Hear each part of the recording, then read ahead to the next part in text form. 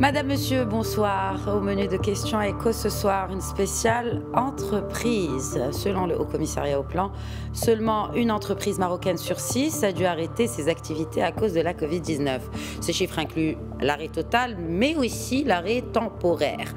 Mais voilà, malgré ces chiffres encourageants sur le volet investissement, plus de 80% des entreprises n'envisagent pas d'investir en 2021. Ce soir donc, nous allons faire un check-up complet de la santé des entreprises marocaines, de leurs maux comme du traitement de choc pour leur donner un nouveau souffle. Pour cela, j'aurai le plaisir d'accueillir le directeur études et communications chez Inforisque, Amine Diori. Bienvenue à tous.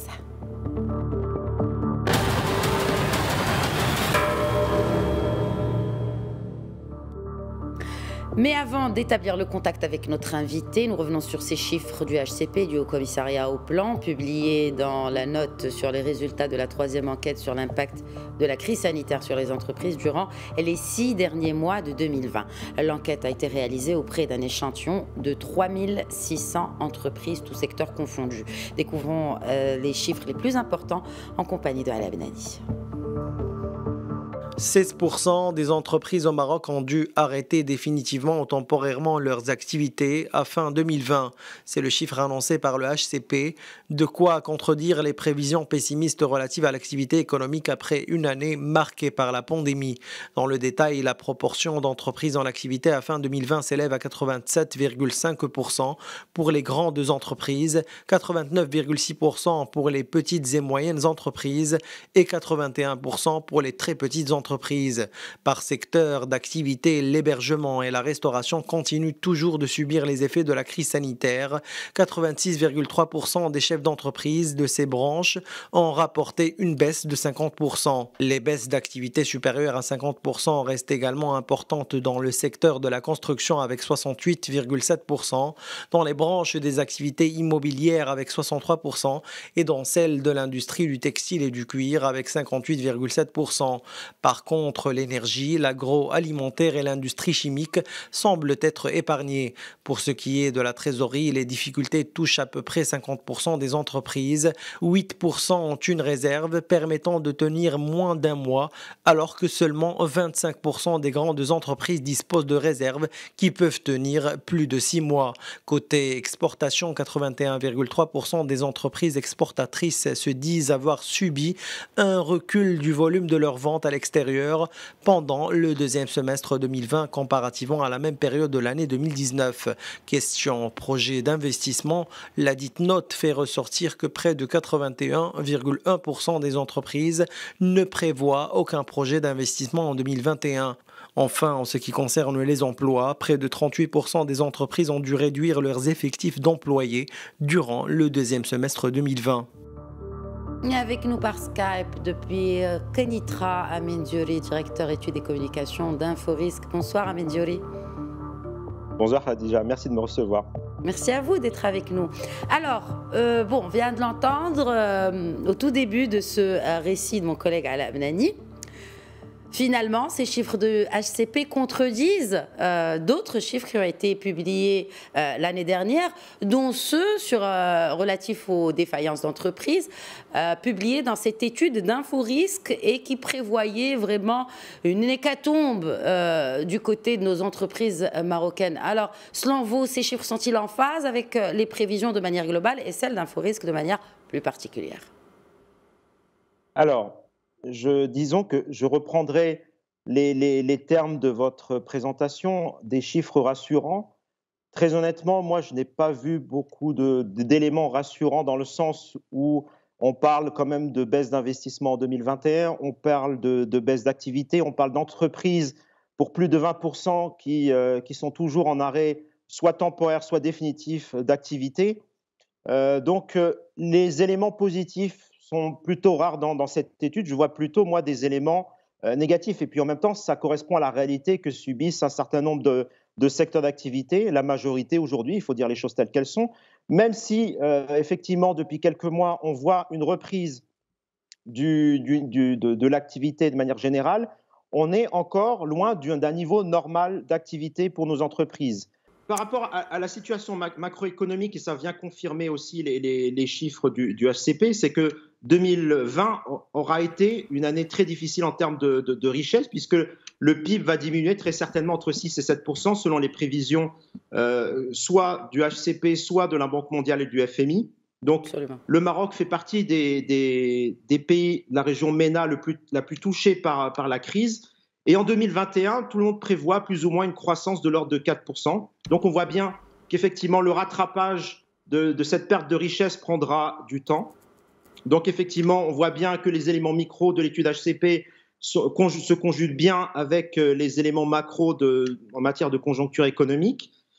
Maintenant, par rapport à la question qui était celle des chiffres de défaillance en 2020, c'est vrai que très rapidement, je vais publier l'étude sur les défaillances 2020. Ce qu'il en ressort globalement, c'est qu'effectivement, les défaillances sont diminuées de l'ordre de 20% en 2020. Alors, il y a tout un effet technique à expliquer. Il faut savoir que ce n'est pas un phénomène unique, puisque dans d'autres pays, notamment, par exemple, la France enregistre une baisse de l'ordre de 30% de défaillance en 2020. Donc, voilà, il y a un effet technique, c'est-à-dire que concrètement, les aides de l'État ont permis de maintenir en vie un certain nombre d'entreprises, les DAMAN, les indemnités CNSS, les reports de crédit, etc. Donc tout ça, effectivement, ont permis de maintenir en 2020 une grande partie de notre tissu économique sous perfusion. Maintenant, depuis fin 2020, et bon, pour Daman, ça a été prolongé jusqu'à mars 2021, mais petit à petit, on est en train d'enlever cette perfusion. Et je pense justement que c'est à partir de 2021 qu'on verra une situation réelle des défaillances d'entreprises. Et je pense qu'à ce niveau-là, on va voir une augmentation significative des défaillances. Nous allons y revenir. D'accord, très bien. Allez-y. Qu'est-ce que vous vouliez rajouter, Amine Diori? Non, je voulais simplement ajouter qu'on constate depuis novembre-décembre, qu'il y a eu une accélération du nombre de défaillances. Donc, il faut attendre, à mon avis, la fin du premier semestre 2021 pour voir réellement la situation des entreprises et l'état des défaillances en fin de premier semestre. Ça reste très prudent, mais alors justement, à la fin de ce premier semestre, normalement, on devrait commencer à apercevoir les résultats de cette campagne de vaccination qui est sur le point de commencer, enfin, en tout cas, qui a officiellement commencé. Est-ce que vous pensez que la situation devrait s'améliorer avec le vaccin, Amine Diori? Oui, bien entendu. La question est celle du timing de vaccination. Il est évident que plus vite la majorité de la population sera vaccinée et plus vite, effectivement, nous pourrons reprendre une vie normale. Et ce qu'il nous faut aujourd'hui, c'est une certaine normalité. C'est une certaine vision par rapport à un avenir à court terme et moyen terme. Parce qu'aujourd'hui, ce qui freine la reprise de l'activité économique, c'est justement le brouillard dans lequel on navigue aujourd'hui, que ce soit les consommateurs, les particuliers, que ce soit les entreprises. C'est d'ailleurs pour ça que l'étude du HCP fait remonter que finalement très peu d'entreprises vont investir en 2021. C'est parce que justement, on a encore un manque de visibilité. Donc plus vite on aura fini cette campagne de vaccination, et plus vite effectivement la visibilité reviendra, et donc avec ça l'activité reprendra plus ou moins son cours normal. Et c'est vraiment ce que nous attendons. Mais nous restons quand même dépendants de l'extérieur, de facteurs exogènes, notamment si l'activité ne reprend pas dans ou chez nos partenaires, notamment commerciaux, Amine Diori, et en ce qui concerne aussi la demande de ces clients-là du Maroc en termes de produits qui sont fabriqués ici. Est-ce que vous pensez que, quand bien même le Maroc pourrait justement avancer dans cette campagne de vaccination, si ses partenaires ne maintiennent pas un trend bon sur la vaccination de leur population, cela pourrait également affecter nos entreprises, notamment exportatrices? Bien entendu. Là, effectivement, j'ai parlé de la situation des entreprises qui travaillent sur le marché local marocain, et c'est le cas de plus de 99% de nos entreprises, parce qu'il faut quand même que je rappelle qu'il y a à peine 12 000 entreprises exportatrices. Évidemment, les exportations sont extrêmement importantes pour nous, évidemment, en valeur sont extrêmement importantes pour nous, mais effectivement aussi, heureusement pour nous, nos partenaires européens sont dans un calendrier également de vaccination, que ce soit la France, que ce soit l'Espagne, que ce soit les membres de l'Union européenne. Eux aussi ont cette problématique de vacciner le plus rapidement possible leur population. Maintenant, voilà, on est tous dépendants, je pense aussi bien l'Europe que nous-mêmes, nous sommes tous dépendants de cette géopolitique de la vaccination qui est en cours, puisque tous les pays réclament de recevoir leur dose de vaccin le plus rapidement possible. Et évidemment, ce rapport de force fait que ceux qui sont les plus riches recevront plus rapidement leur dose. Et puis voilà, et puis finalement, on est tous dépendants de ce timing de vaccination. Mais effectivement, plus vite toute notre population sera vaccinée et effectivement nos partenaires aussi, et plus vite l'activité pourra reprendre son cours, et notamment pour nos entreprises exportatrices. Je voudrais, avant qu'on parle de la période pré-Covid, je voudrais juste revenir sur cet appui bancaire. Vous le citiez tout à l'heure si bien. Donc, il y a eu cette bouffée d'oxygène à travers les lignes de crédit qui ont été débloquées pour les entreprises, pour les maintenir à flot, en tout cas en vie. Est-ce que vous pensez que cet appui bancaire puisse être suffisant pour sauver ces entreprises à long terme? Surtout que, vous l'aviez dit, mais je voudrais juste qu'on en parle un peu plus et en détail. Est-ce que vous pensez que, et selon peut-être même vos projections chez InfoRisque, cela ne risque pas de jouer un effet contraire sur la santé de ces entreprises qui pâtissent déjà d'une trésorerie très amaigrie? Alors oui, il y a deux questions dans votre question en réalité. Alors oui, en 2020, c'est la question du financement via la mise en place de Daman Oxygène, puis Daman Relance et Daman TPE. Ces mesures ont été très importantes pour maintenir sous perfusion un certain nombre d'entreprises. Maintenant, ces modes de financement n'ont pas de vocation à moyen et long terme. C'était de l'immédiat, c'était de l'injection de trésorerie, justement, pour permettre aux entreprises de continuer à fonctionner malgré la baisse d'activité, de payer leurs fournisseurs, de payer les salariés, et de plus ou moins se maintenir en vie. Alors effectivement, à fin mars, près de 70 milliards de dirhams auront été distribués aux entreprises via ce mécanisme de Daman. Et donc, effectivement, ça aura aidé près de 70 000 entreprises. C'est depuis mars, Amine Diori, pas à fin mars, c'est depuis mars dernier. Oui, non, mais le dispositif prendra fin en mars 2021. Très bien, très bien. Juste pour précision. Voilà. Oui, effectivement. Le dispositif prendra fin à fin mars 2021. À ce moment-là, près de 70 milliards d'entreprises auront été alloués aux entreprises via Daman et sera bénéficié à près de 70 000 entreprises. Maintenant, je rappelle quand même que 70 000 entreprises, ça ne représente grosso modo que 20% de la base des entreprises des sociétés marocaines. C'est-à-dire qu'aujourd'hui, on sait que nous avons 300 000 sociétés. Seulement 20% ont bénéficié du mécanisme Daman. Ça aussi, c'est une petite parenthèse que je tenais à préciser.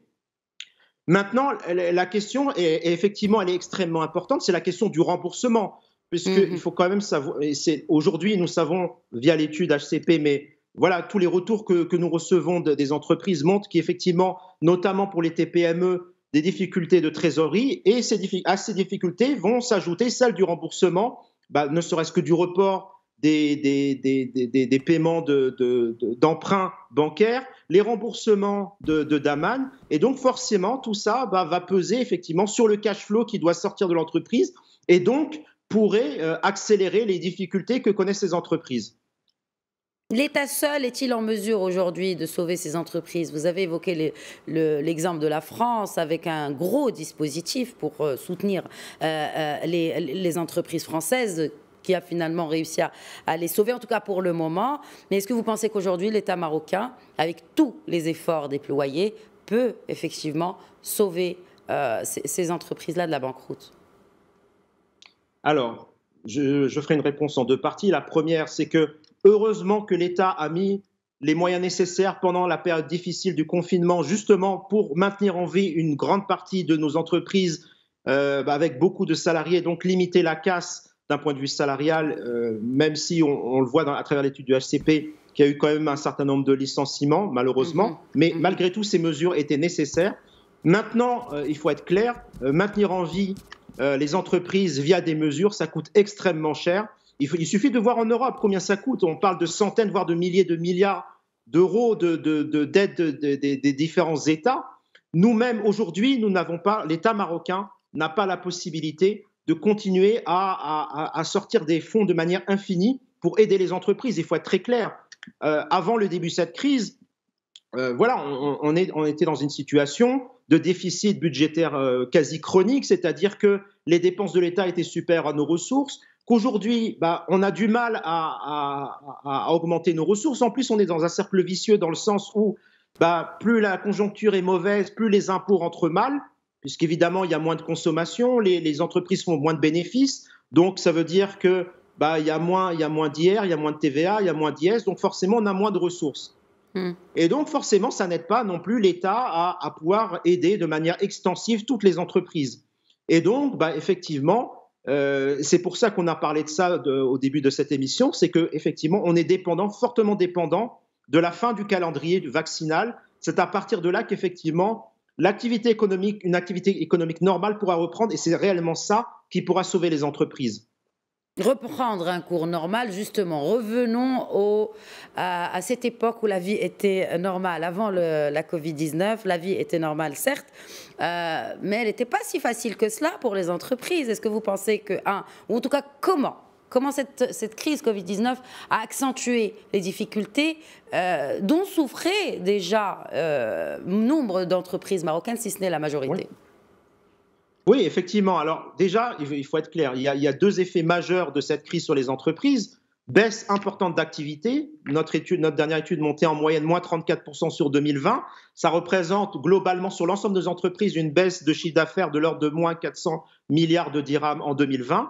De l'autre côté, ce qui a eu aussi un impact sur la trésorerie, c'est aussi l'allongement des délais de paiement. Je rappelle quand même qu'en début de 2020, on était déjà sur des montants, des chiffres relativement élevés. On parlait de 210 jours pour les TPE. Avec la crise, les délais de paiement se sont allongés en moyenne de l'ordre de 60 jours. Donc, Imaginez quand même des délais de paiement qui dépassent les 6 mois, les 7 mois, les 8 mois. Forcément, ça va avoir un impact sur les entreprises. Comment les entreprises se sont adaptées aujourd'hui ? Parce qu'effectivement, on voit qu'il n'y a pas eu que le nombre de défaillances a baissé, mais comment finalement elles se sont adaptées les entreprises à cette période de crise? J'ai parlé des aides de l'État, ça a permis d'aider effectivement, mais il y a d'autres éléments. Il y a eu la mise en place de chômage partiel, il y a eu la réduction du temps de travail, il y a eu évidemment malheureusement des licenciements, un certain nombre de licenciements. Le HCP parle de l'ordre de 500 000 pertes d'emplois en 2020. Donc les entreprises ont essayé de s'ajuster du mieux possible face à cette crise. Et maintenant, effectivement, on se retrouve avec une trésorerie exsangue. Et donc, les vraies difficultés commencent maintenant parce que, comme je le rappelle, remboursement de prêts et activité encore réduite, horizon un peu incertain. Donc voilà, les dangers n'ont pas disparu complètement. Il nous faut plus de visibilité pour que les entreprises puissent reprendre leur activité et améliorer leur santé financière. Je voudrais m'arrêter encore une fois sur ce point important qui est relatif au délai de paiement. Donc, c'est un mal dont souffrent ces entreprises bien avant la Covid-19, je me répète peut-être. Et justement, InfoRisque avait lancé l'année dernière ce programme Duntrade. Ami Djouri, est-ce qu'on a des résultats? Alors, juste pour rappel par rapport à nos téléspectateurs, détrompez-moi, n'est-ce pas, Ami Djouri, si je me trompe sur les objectifs de ce programme, eh bien, c'est de donner une cartographie sur tout simplement la solvabilité ou en tout cas le sérieux des entreprises marocaines quant au paiement de leurs partenaires, d'autres entreprises en l'occurrence, et en ce qui concerne ce délai de paiement principalement. N'est-ce pas, Amine Djouri? Alors oui, effectivement, vous avez résumé les grandes lignes du programme Duntrade. L'objectif, c'est de dire, pour essayer d'améliorer la situation des délais de paiement, il y a plusieurs aspects. Il y a des aspects d'ordre légaux, la loi, etc., pour des pénalités pour forcer les entreprises à payer plus rapidement. Et nous pensons que la data, l'information, peut aider les entreprises à avoir une meilleure vision sur leurs partenaires. C'est-à-dire concrètement, quand je travaille avec un client, je veux savoir avec combien de jours de retard il va payer. Je veux savoir par rapport à une entreprise si c'est un bon ou un mauvais payeur. Et cette information, elle est primordiale aujourd'hui. C'est ça qui peut limiter justement cette augmentation continue depuis des années des délais de paiement. Et c'est ça qui va limiter la casse au niveau des impayés que subissent aujourd'hui les entreprises marocaines. La data est vraiment là pour apporter de l'information et aiguiller les entreprises, leur montrer justement avec qui les entreprises doivent travailler, les entreprises les plus sérieuses, et évidemment un focus sur les mauvais payeurs, et c'est cela effectivement que nous essayons de mettre en avant, de dire attention, faites attention à ces entreprises. Et si on parlait du mauvais payeur de l'État, Amine Djouri, et de l'impact, on a parlé de plusieurs milliards, 14 sur l'exécution du budget 2020, 14 milliards donc de pénalités ou d'arriérés sur des projets de l'État. Alors, est-ce que vous pensez que la situation devrait s'améliorer? Est-ce que l'État deviendrait peut-être meilleur payeur et du coup, il n'y aurait pas cet effet boule de neige de délai de paiement qui serait répercute in fine sur la toute petite et moyenne entreprise marocaine? Alors, vous savez, je vais vous dire très sincèrement, l'État a fait un énorme travail de réduction des délais de paiement ces dernières années. Aujourd'hui, les chiffres officiels communiqués parlent de l'ordre de 40 jours, même si pendant la période Covid, ils se sont allongés de 1 ou 2 jours. Mais je pense que l'essentiel, si on parle vraiment du problème des délais de paiement, ce n'est pas du côté de l'État qu'il faut se tourner, c'est vraiment dans la relation privée-privée. C'est les relations entre deux entreprises privées. Et c'est là qu'est vraiment le problème, puisque le crédit interentreprise, c'est-à-dire le montant global des dettes partagées entre les entreprises, des dettes commerciales, s'élève à plus de 400 milliards. Donc c'est là qu'est le cœur du problème. Et c'est là justement qu'on doit apporter des solutions. La data, le done trade est là justement pour apporter une solution parmi d'autres. Mais en tout cas, je pense qu'il ne faut pas se focaliser sur l'État, puisque à mon avis, ce serait un faux problème. Et qu'en est-il de la fiscalité alors? Alors la fiscalité aussi, hein. Ah, ça complètement. Et là, j'ai parlé tout à l'heure, on a parlé des aides de l'État qui ne sont pas extensives, des recettes de l'État qui sont en baisse. Et la problématique, elle est là, c'est-à-dire comment on fait pour augmenter les recettes de l'État. Et le problème, c'est qu'aujourd'hui, on a une base fiscale de particuliers qui payent l'IR, d'entreprises qui payent l'IS et qui payent la TVA. Et on a une base qui est extrêmement réduite. Il faut savoir que aujourd'hui, ce sont les salariés qui payent la quasi-totalité de l'IR, que ce sont à peine 300 entreprises qui payent 80-90% des recettes en matière des recettes de l'impôt sur les sociétés, de la TVA. Qu'est-ce que c'est que 300 entreprises par rapport à plusieurs centaines de milliers d'entreprises? C'est absolument rien. Donc l'idée, c'est vraiment ça. Le vrai problème aujourd'hui, c'est comment on élargit cette base. Comment on fait que, au lieu d'avoir 70% d'entreprises qui déclarent aujourd'hui leur impôt, 70% déclarent des revenus chroniques, déficitaires, c'est-à-dire ne payent quasiment pas d'impôts. Comment on fait pour que ces entreprises-là déclarent leurs vrais revenus? Comment on fait pour que des entreprises qui sont dans l'informel aujourd'hui, demain, payent des impôts comme tout citoyen, comme toute entreprise aujourd'hui? C'est ça la vraie problématique. Et malheureusement, en mars 2019, il y avait eu les assises de la fiscalité. Un certain nombre de propositions avaient été faites en matière justement d'amélioration de l'impôt, de performance de la TVA, de réduction de l'IS. Et aujourd'hui, on attend toujours que l'État mette en place ces propositions pour justement faire en sorte on réduise d'un côté l'IS payé par les entreprises, parce qu'aujourd'hui, on n'est pas simplement à un niveau marocain. Les entreprises sont comparées à des entreprises partout dans le monde, et partout dans le monde, l'IS baisse. Donc, il faut qu'on soit compétitif en matière de fiscalité. Donc, il faut que d'un côté, que ça baisse, mais en même temps, il faut que plus de personnes payent l'impôt, parce que sinon, les ressources vont baisser. Donc, c'est vraiment une problématique qui est complexe, mais je pense qu'il faut reprendre l'essentiel des discussions qui ont eu lieu lors des assises, et c'est ça vraiment qui fera qu'on pourra faire un vrai plan de relance de notre économie, et c'est comme ça qu'on pourra aider les entreprises marocaines. Oui, là est vraiment la clé, c'est cette répartition, soit-elle des ressources ou des dépenses de l'État, une équation sur laquelle nous travaillons au Maroc depuis un certain temps et que nous souhaitons que ce modèle de développement, ce nouveau modèle de développement tant attendu, saurait répondre à cette problématique. Merci beaucoup Amine Djouri pour l'ensemble de vos analyses et de vos réponses à nos questions ici sur Média TV. Merci. Merci à vous. À bientôt. Voilà, c'est la fin de Questions Écho. Très bonne soirée à tous.